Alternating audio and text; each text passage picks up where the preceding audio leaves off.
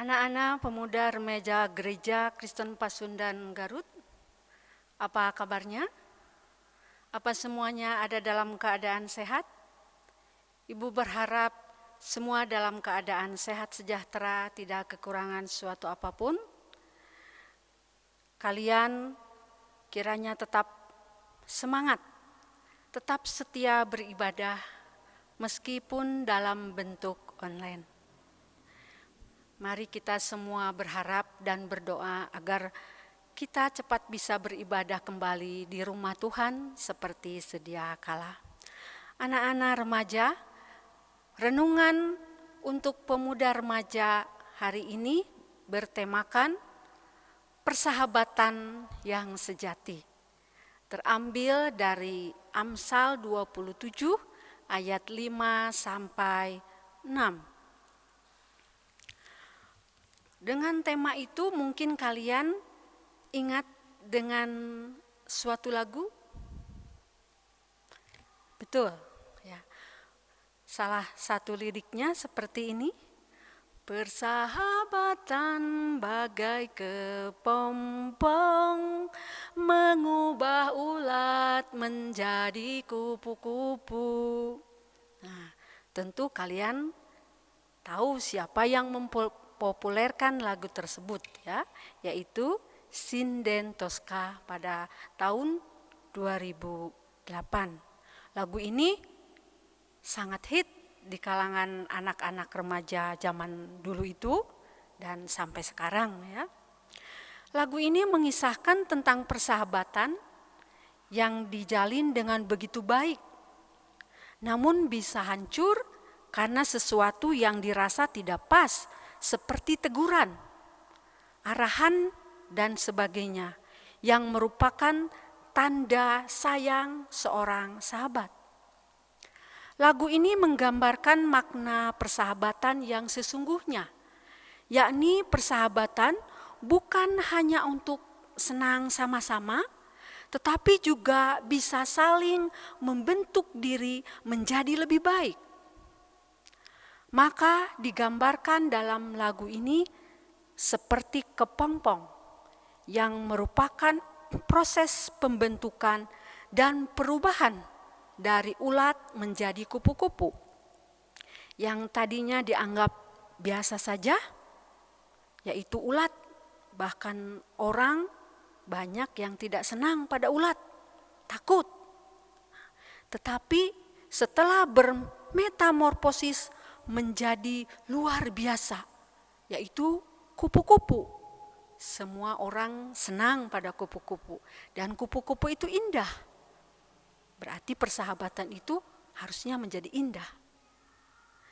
Tema kita pun hari ini hendak mengarahkan kita untuk mendiskusikan arti persahabatan di tengah kehidupan kaum remaja.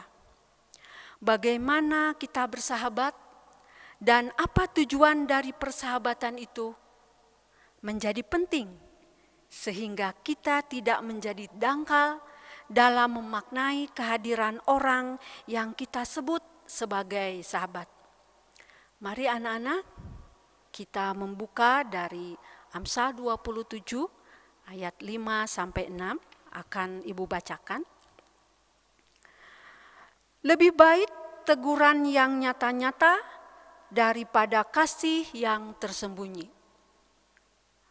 Seorang kawan memukul dengan maksud baik, tetapi seorang lawan mencium secara berlimpah-limpah.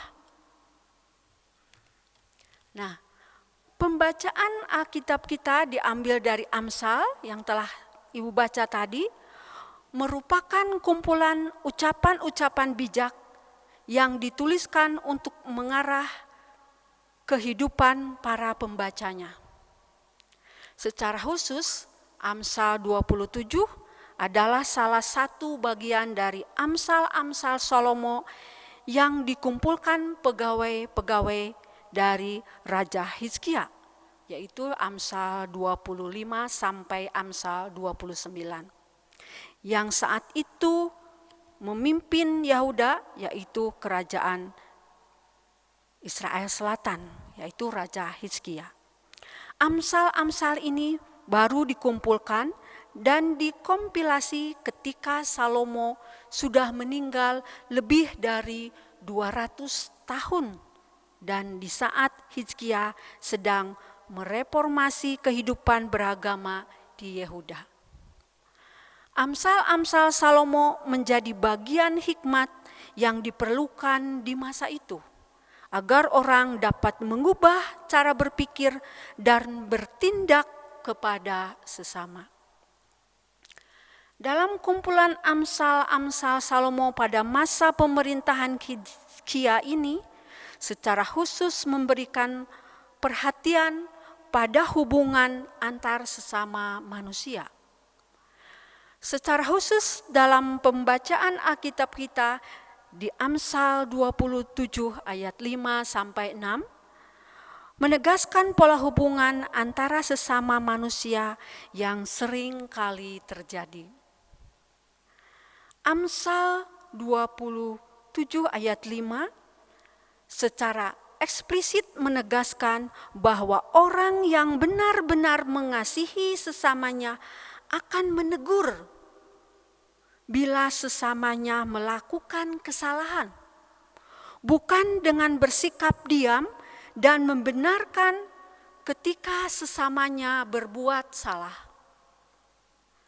Teguran merupakan wujud nyata kasih kepada sesama.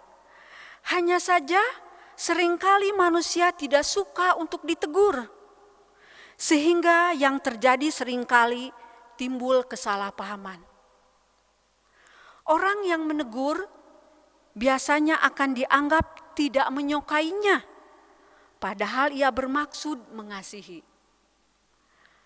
Maka Amsal 6 menegaskan dengan mengatakan, seorang kawan memukul dengan maksud baik, tetapi seorang lawan mencium secara berlimpah-limpah. Maksudnya ialah bahwa seseorang yang benar-benar mengasihi kelihatannya seperti memukul. Tentu itu adalah menyakitkan. Padahal ia bermaksud baik bagi sahabatnya. Ditegur mungkin rasanya tidak enak, tetapi orang yang menegur ini memiliki maksud agar kita menjadi pribadi yang lebih baik lagi. Ia tidak membiarkan kawannya terjerumus dalam hal yang tidak baik. Justru yang harus diwaspadai adalah orang-orang yang memuji secara berlebih-lebihan. Di dalam Amsal tadi dikatakan bahwa mencium justru patut diwaspadai. Kalau kalian ingat bagaimana cara Yudas mencium Tuhan Yesus ketika dia mengkhianati. Mengapa tadi dikatakan demikian? Kita harus waspada kepada orang yang mencium kita. Atau dikatakan tadi, mencium yang berlimpah-limpah. Atau bisa dikatakan memuji kita, memuji-muji yang berlebihan. Kita harus waspada, sebab mereka tidak peduli apabila kita melakukan kesalahan berulang dan dapat menghancurkan diri kita. Dalam dunia masa kini, kita mungkin memiliki beberapa kriteria kawan atau sahabat di dalam kehidupan. Kita mungkin ingin seorang sahabat yang selalu mendukung kita, sahabat yang selalu ada ketika senang maupun susah, sahabat yang menghendaki diri kita, sahabat yang bisa diajak untuk tertawa dan menangis bersama, dan masih banyak sebagainya kriteria sahabat yang ingin kita peroleh. Namun hari ini kita diingatkan untuk melihat bahwa kriteria sahabat sejati ialah ketika ia mau menegur kita, ketika kita berbuat salah.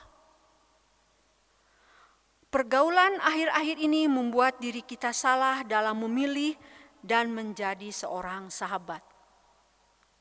Merasa takut relasi menjadi rusak, kita seringkali membiarkan dan tidak menegur sahabat kita yang melakukan kesalahan. Mungkin takut persahabatan kita menjadi renggang, persahabatan kita menjadi putus. Atau ketika kita melakukan kesalahan, kita tidak menerima ketika ditegur oleh sahabat kita. Seorang sahabat yang sejati ialah mereka yang mau bersama-sama membentuk diri dalam keterbatasan masing-masing. Jika sahabat melakukan kesalahan, maka teguran menjadi tanda sayang dan bukan tanda benci. Seorang sahabat sejati membentuk diri kita menjadi lebih baik, bukan membiarkan diri kita berada terus dalam kesalahan dan ketidakbenaran. Jadi, anak-anak pemuda remaja yang Ibu kasihi, ada beberapa poin yang perlu Ibu tegaskan kembali. Yang pertama adalah sosok sahabat juga harus berpengaruh ke arah yang positif dalam tumbuh kembang dan proses pembentukan diri seseorang remaja. Yang kedua, seorang sahabat yang sejati tidak hanya ada untuk bersenang-senang, tetapi sedia menegur ketika ada kesalahan yang dilakukan oleh sahabatnya. Dan yang terakhir,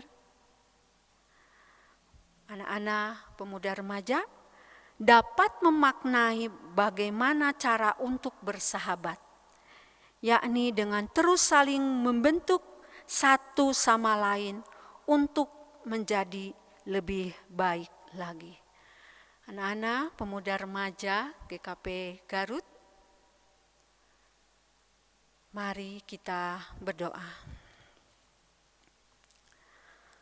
Bapa kami yang ada di surga, terima kasih ya Bapa, pada saat ini kami diingatkan oleh firman Tuhan, oleh Amsal Salomo yang mengajarkan pada kami untuk kami menjadi seorang sahabat yang baik.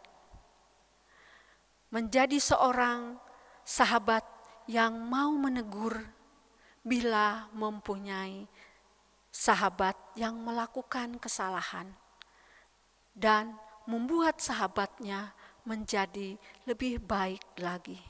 Tuhan, mampukan kami, anak-anak remaja Gereja Kristen Pasundan Garut, mampu menjadi sahabat-sahabat yang baik. Dan dia juga mampu menjadi sahabat yang memperbaiki sahabatnya menjadi ke arah yang lebih baik. Dan tuntunlah kami ya Bapa, supaya kami tetap bersandar kepada Engkau ya Tuhan Yesus, karena Engkaulah sahabat yang sejati dalam kehidupan kami. Terima kasih Tuhan Yesus, dalam nama Tuhan Yesus kami berdoa dan mengucapkan syukur. Amin.